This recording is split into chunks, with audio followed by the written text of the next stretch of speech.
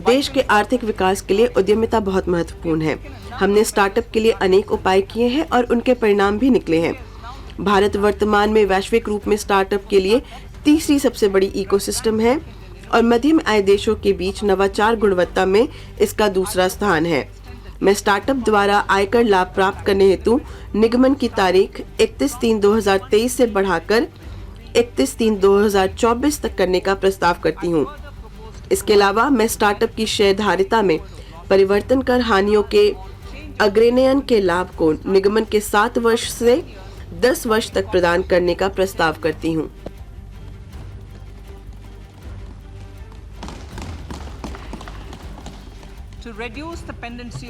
आयुक्त स्तर पर अपीलों के लंबन को कम करने के लिए मैं छोटी अपीलों को निपटाने के लिए लगभग 100 संयुक्त आयुक्तों की तैनाती का प्रस्ताव करती हूँ। हम इस वर्ष पहले से प्राप्त विवरणियों के जांच के लिए चुनने हेतु और अधिक सिलेक्टिव रहेंगे।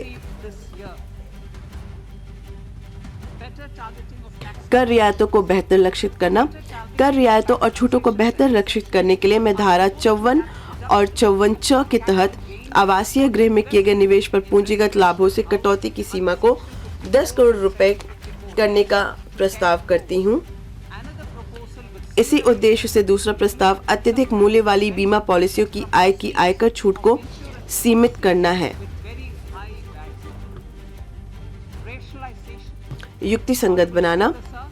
माननीय अध्यक्ष महोदय, युक्तिसंगत बनाने और सरलीकरण से संबंधित कई प्रस्ताव हैं।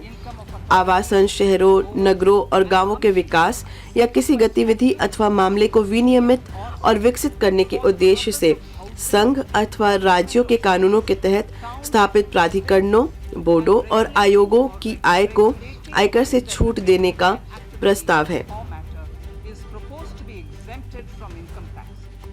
इस दिशा में अन्य प्रमुख उपाय निम्नानुसार हैं।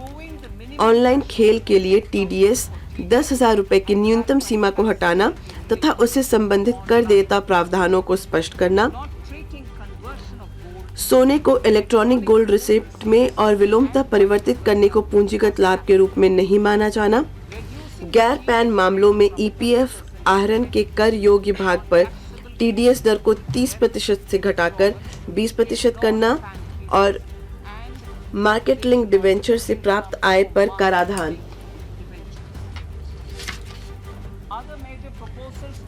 अन्य वित्त विधेयक में अन्य मुख्य प्रस्ताव निम्नलिखित से संबंधित है।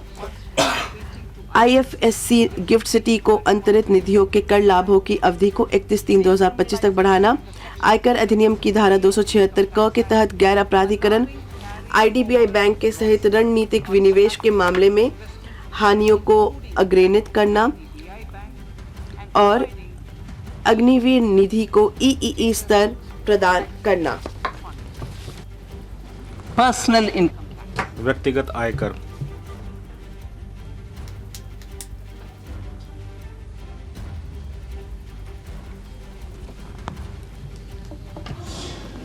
Now I come to what everyone is. मैं अब वह बताना चाहती हूँ जिसका सबको इंतजार है। व्यक्तिगत आयकर। मुझे 5 प्रमुख घोषणाएं करनी है इस बारे में। ये मुख्यतः हमारे परिश्रमी मध्यम आय वर्ग के लिए है, के लाभ के लिए है। जो पहली घोषणा है वो रिबेट से संबंधित है। वर्तमान में पुरानी और नई आयकर व्यवस्थाओं में 5 लाख रुपए तक की आय वाले किसी व्यक्ति किसी प्रकार के आय का भुगतान नहीं करते हैं। मैं रिबेट की सीमा को नई कर व्यवस्था में 7 लाख रुपए तक बढ़ाने का प्रस्ताव करती हूँ।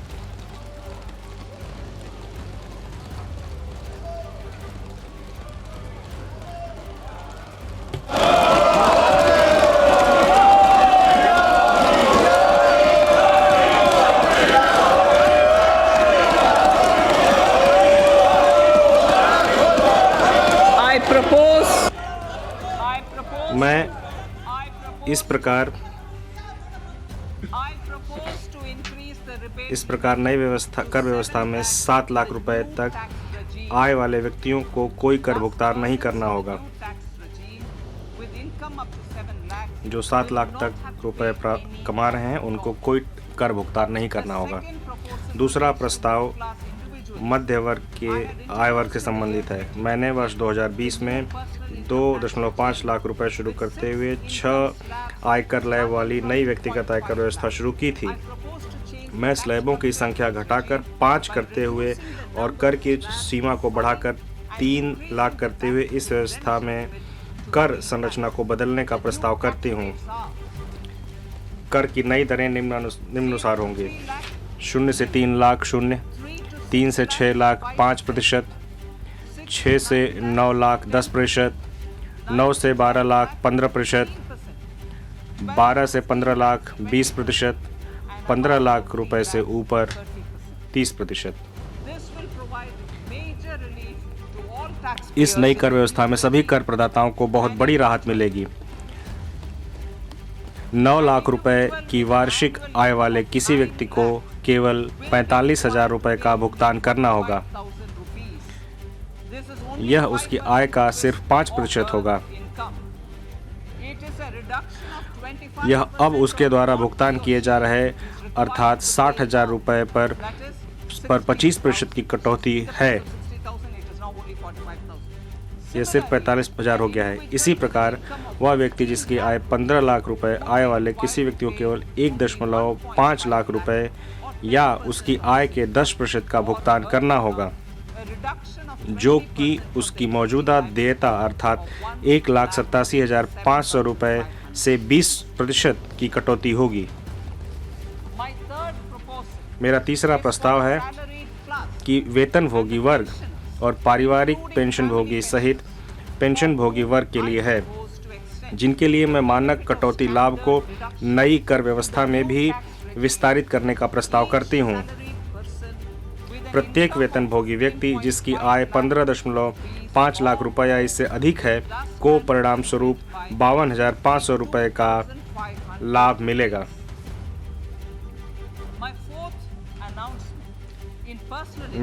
मेरी चौथी घोषणा हमारे देश की अधिकतम कर दर जो कि 42.74% है से संबंधित है। यह विश्व में सबसे अधिक कर दरों में से एक है। मैं नई कर व्यवस्था में उच्चतम अधिभार को 37% से घटाकर 25% करने का प्रस्ताव करती हूँ।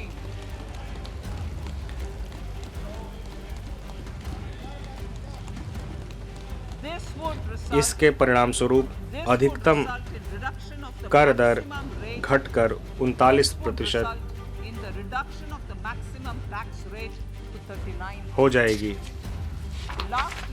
अंततः गैर सरकारी वेतनभोगी कर्मचारियों की सेवानिवृत्ति पर अवकाश के नकदीकरण पर 3 लाख रुपए तक की सीमा की छूट अंतिम बार वर्ष 2002 में नियत की गई थी, जब सरकार में अधिकतम मूल वेतन 30,000 रुपये प्रतिमाह था। सरकारी वेतन वृद्धि के अनुरूप मैं इस सीमा को बढ़ाकर 25 लाख रुपए करने का प्रस्ताव करती हूँ।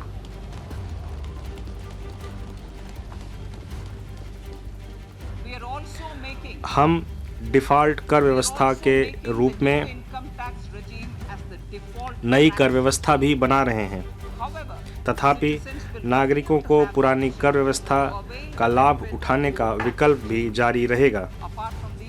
इनके अलावा मैं अनुबंध में दिए गए अनुसार कुछ और परिवर्तन भी कर रही हूँ।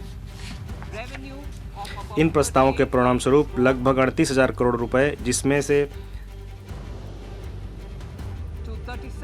37,000 करोड़ रुपए प्रत्यक्ष करों के तथा 1,000 करोड़ रुपए अप्रत्यक्ष करों के राजस्व को परित्यक्त किया जाएगा, जबकि लगभग 3,000 करोड़ रुपए का अतिरिक्त राजस्व जुटाया जाएगा। इस प्रकार कुल वार्षिक परित्यक्त राजस्व लगभग 35,000 करोड़ होगा। माननीय अध्यक्ष महोदय, इन शब्दों के साथ मैं बजट इस प्रतिष्ठित सदन को सौंपती हूँ।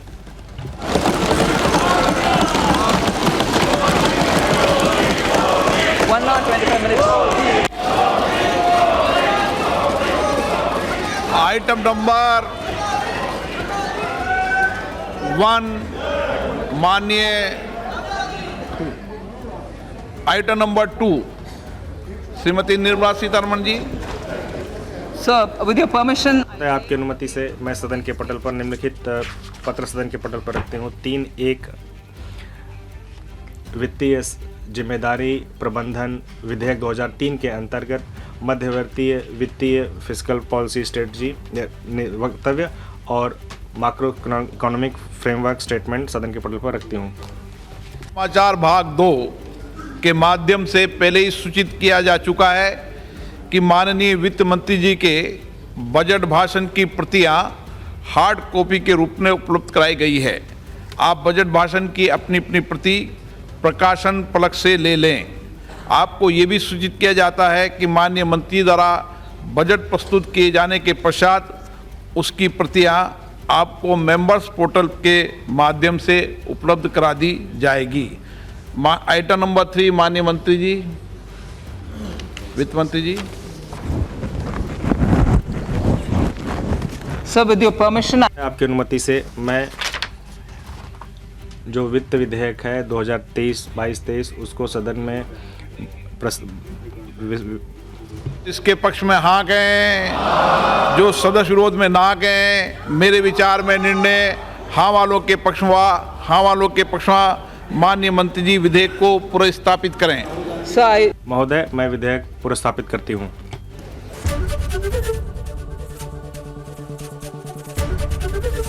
एबीपी गंगा, खबर आपकी, जुबान आपकी।